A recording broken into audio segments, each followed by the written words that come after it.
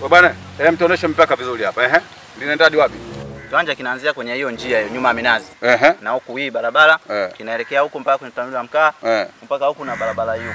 Sawa. Hivi hapa kipande. Hichi ndio kinasimama shilingi ngapi? Iko milioni 2.5. 2.5. Haipungui kidogo? Haipungui. Okay, hapo una maana na kila kitu tumemaliza, maana madalali na uandishi sio kila kitu? Umetoka kila kitu kipo safi. Okay, sawa. Mimi eneo nimeliona. Ndio. Mdada msogea pale kwanza. Unamaliza naye? Sogea kwanza hapo, niangalie. Sikiza mwanangu. Mimi ndio mpitishaji biashara, sawa? Mimi unanifanya shilingi ngapi hapo? Hapo sikuwekei chochote. Sikiliza wewe, mimi najua mishe zote, sawa? Unatoa shilingi ngapi nipitishe biashara? Hapo mimi sikuwekei chochote kwa sababu huyo wewe dada yako. Kama ni dada yako, hivyo vitu vingine wewe visimamie tu kama kaka, na ndio maana yeye amekuchukua kwa ajili ya kuja kumshauri, sio uje kuzungumza na mimi nikupe pesa. Na uwa biashara. Hiyo biashara wewe kama umeamua kuua tu, lakini ndugu yako ndo alitakiwa apate kikiwanja, ni kitu cha thamani sana. Wewe usiue. Utoi kitu, si ndio? Utoi kitu. Hakitoki kitu. Mimi na uwa biashara.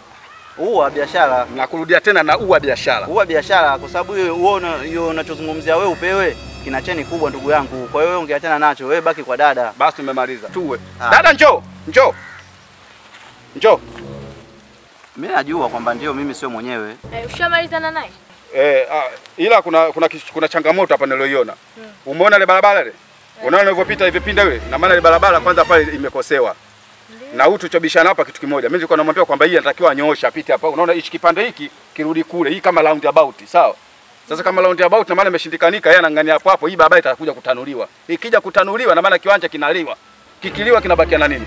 Ukipima pale hadi pale kuna mita kama 15. 15 hii barabara kitanuliwa ina maana mita 10 nzima inaliwa. Mita 10 inabaki na mita 5, unajenga kitu gani?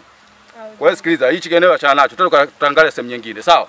Kwa hiyo wewe unachanaje nacho jamani, wakati mwenyewe tulikuwa tushaelewana. Niongelea mara ngapi? Ndio maana nimemwambia nimembembeza mara zote bwana, mwajastie huko ataki. Nimwambia msogeza huko ataki. Kwa hiyo twende, nisikize mimi, twende. Nendeni babu mkatiane mabondeni. Mimi nakuamini wewe, ndio maana utafanyaje? Kiwanja kizuri, nendeni mkaingie mabondeni kwa tamaa zenu za ovyo ovyo. Nenda baba.